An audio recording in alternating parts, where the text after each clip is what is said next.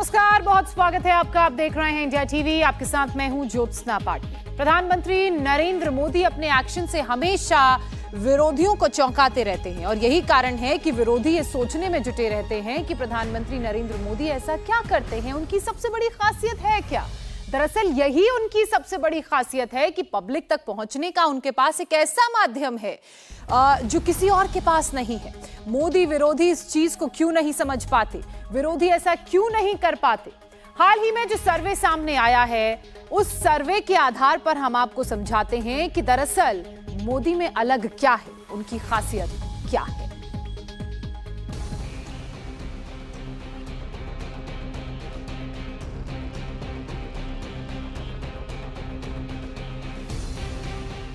नरेंद्र मोदी के पास ऐसी क्या अद्भुत पावर है जो न राहुल गांधी के पास है, न अरविंद केजरीवाल के पास है, न ममता बनर्जी के पास है, न नीतीश कुमार के पास है, न अखिलेश यादव के पास है।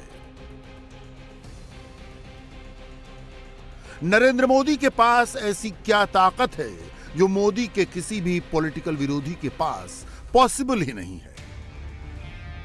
नहर, सरोवर, प्रधानमंत्री की यह ताकत है पब्लिक कनेक्ट की ताकत। हम अपनी चीजों से प्रेम करते हैं और नई चीजों को आत्मसात भी करते हैं। मोदी के जितने भी विरोधी हैं वो नेता जोड़ रहे हैं। नीतीश कुमार पटना में एंटी मोदी कैंप का महासम्मेलन करने वाले हैं। उससे पहले वो तमिलनाडु के रूठे हुए मुख्यमंत्री स्टालिन को मनाने चेन्नई जा रहे हैं। नीतीश कुमार स्टालिन को जोड़ रहे हैं क्योंकि अगर स्टालिन जुड़ गए तो उनके पास तमिलनाडु की एक ऐसी पार्टी हो जाएगी जिसके पास 20 सीटें हों।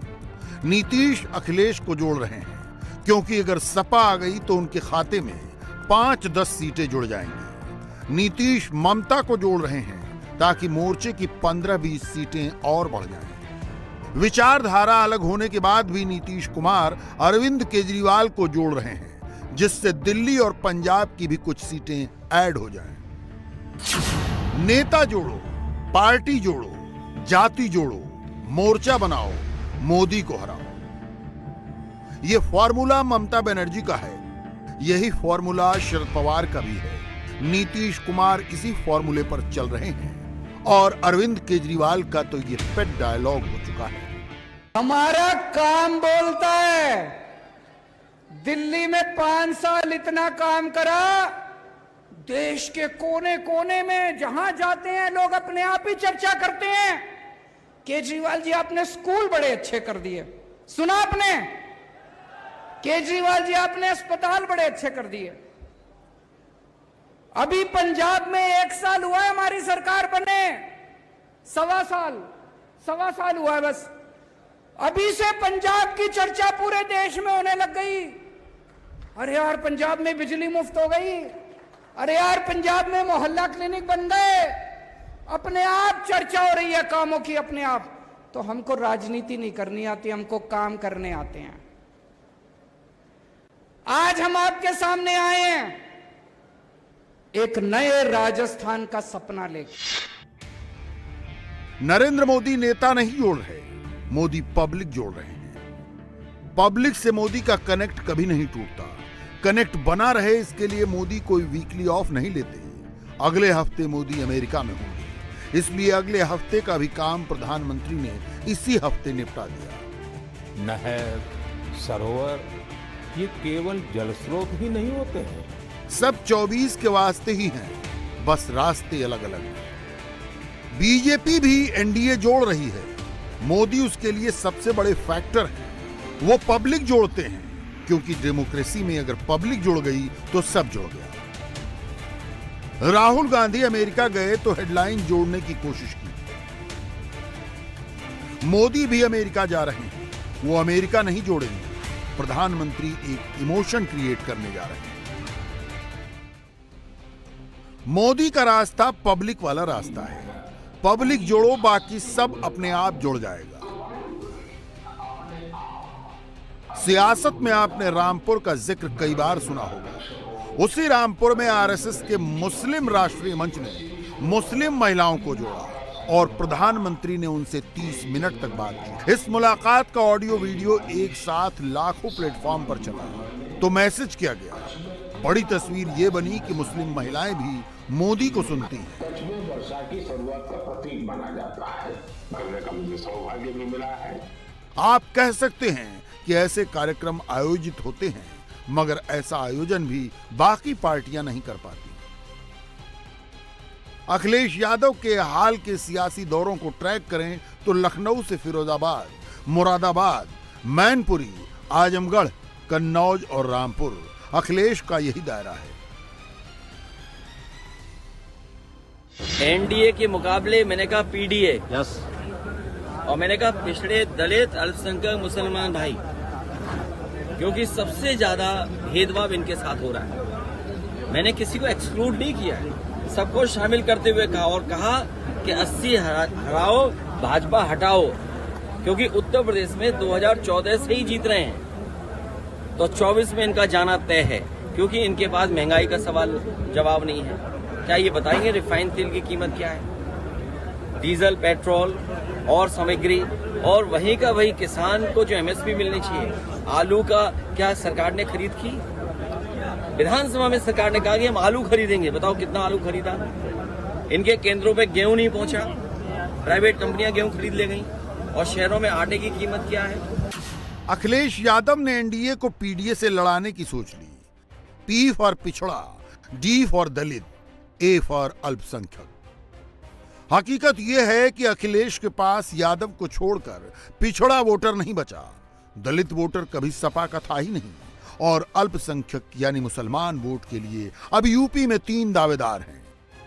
पक्ष के पास कोई एजेंडा नहीं है, ये सारे एक साथ मिल जाएंगे, तब भी जनता इनका साथ देने को तैयार नहीं है। बिहार में 40, उत्तर प्रदेश में 80। एक बार हम सीताराम बोलेंगे तो 40 और 80 मिलाकर के 120 हो जाता है।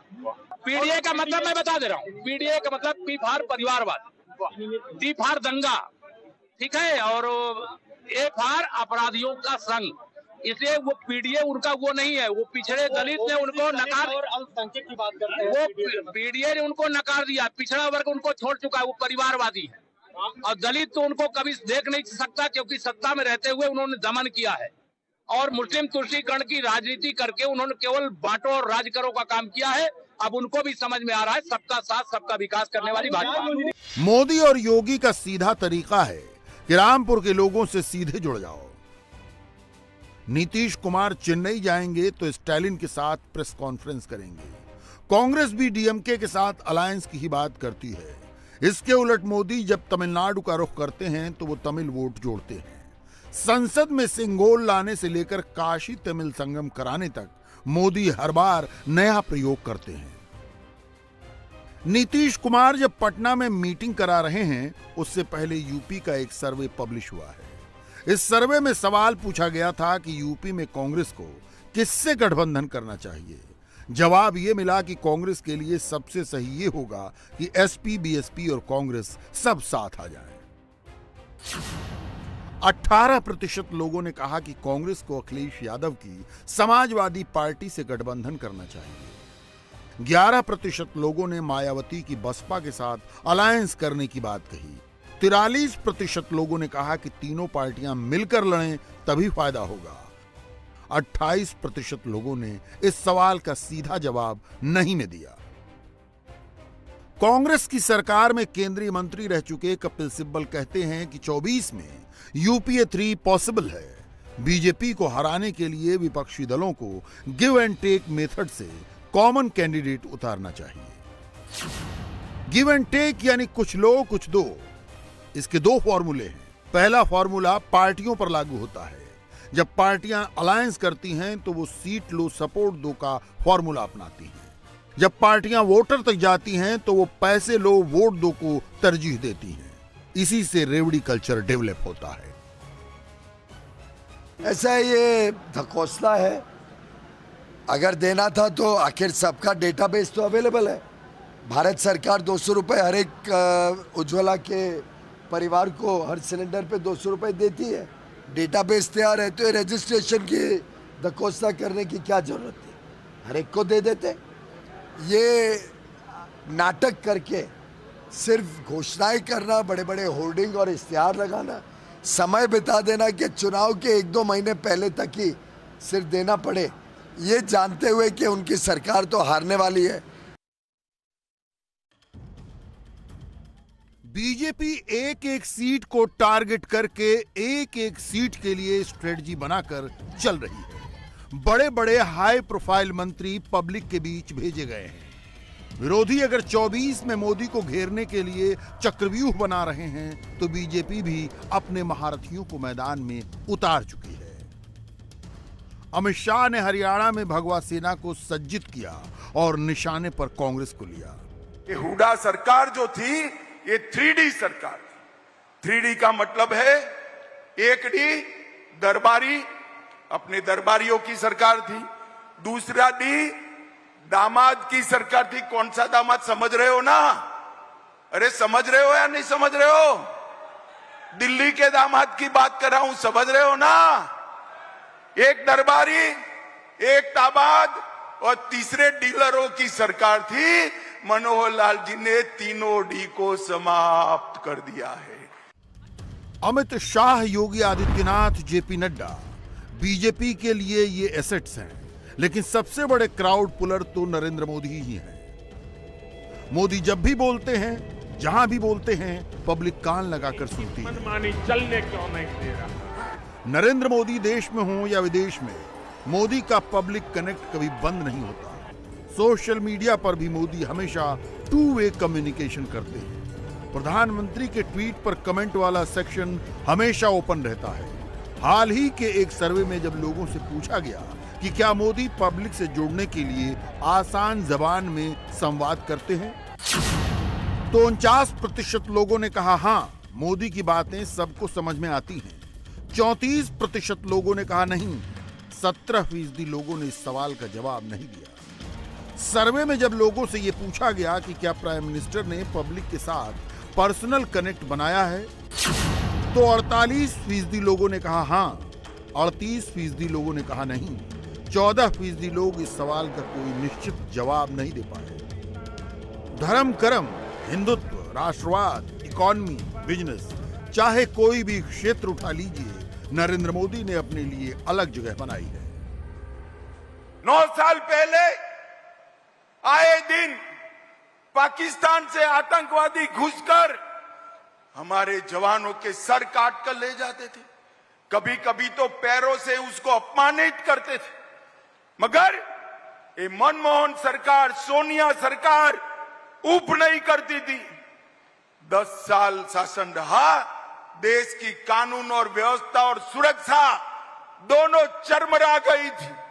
मोदी जी प्रधानमंत्री बने, पाकिस्तान को आदत जो लग गई थी, उसने फिर से प्रयास किया। उरी पर हमला किया, पुलवामा में हमला किया, मगर वो भूल गए कि इस बार मौनी बाबा मनमोहन की सरकार नहीं है, नरेंद्र मोदी की सरकार है। 10 ही दिन के अंदर पाकिस्तान के घर में घुसकर सर्जिकल स्ट्राइक और एयर स्ट्राइक कर आतंकवादियों के परछल्ले उड़ाने का काम देश के प्रधानमंत्री के ऑर्डर पर हमारे सेना के जवानों ने किया। प्राइम मिनिस्टर का पब्लिक से पर्सनल कनेक्ट कैसे बनता है, इसे समझना हो तो प्रधानमंत्री की बड़ी बड़ी योजनाओं को देखिए। प्रधानमंत्री गरीब कल्याण अन्न योजना, 81 करोड़ लाभार्थी। प्रधानमंत्री किसान सम्मान निधि योजना, 22 करोड़ लाभार्थी। उज्ज्वला योजना, 8 करोड़ महिला लाभार्थी। मुद्रा लोन योजना, 3 करोड़ लाभार्थी। प्रधानमंत्री आवास योजना, 3 करोड़ लाभार्थी।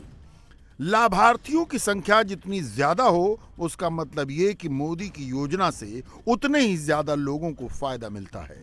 एक कनेक्ट इससे भी बनता है।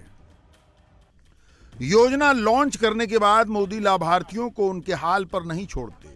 वो समय समय पर उनसे बात करते हैं, वर्चुअल संवाद करते हैं। इससे फीडबैक का एक मैकेनिज्म डेवलप होता है। इसी फीडबैक के मुताबिक मोदी जब स्कीम बदलते हैं तो लाभार्थियों का फायदा और बढ़ जाता है। मोदी के विरोधी इन सब चीजों की चर्चा नहीं करते। वो उस मैट की तलाश करते हैं जहां मोदी की टांग खींची जा सके। अजूनही मोदी, मला असं कळलं मोदी अमेरिकेत चाललेत आता, पण मणिपूरमध्ये जायला तयार नाहीयेत। विश्वगुरु अमेरिकेत तुम्ही जाऊन तुमचं ज्ञान पाजळणार विकत घेतलेल्या लोकांसमोर? माझ्या देशातला एक भाग पेटलेला आहे, मणिपूर माझ्या देशातलं राज्य आहे, ते पेटलेलं राज्य, अरे तुम्ही रशिया आणि युक्रेनचं युद्ध थांबवलं असं जी काही भाकड कथा सगळ्यांनी सांगितली आजपर्यंत, 10 वर्ष 9 वर्ष भारतीय जनता पक्षाची आई भाकड कथा आहे। ती भाकड कथा सत्य करायची असेल तर इंडिया टीवी हर वक्त हर जगह डाउनलोड करने के लिए सर्च करें India TV news Google play store या ऐप स्टोर पर।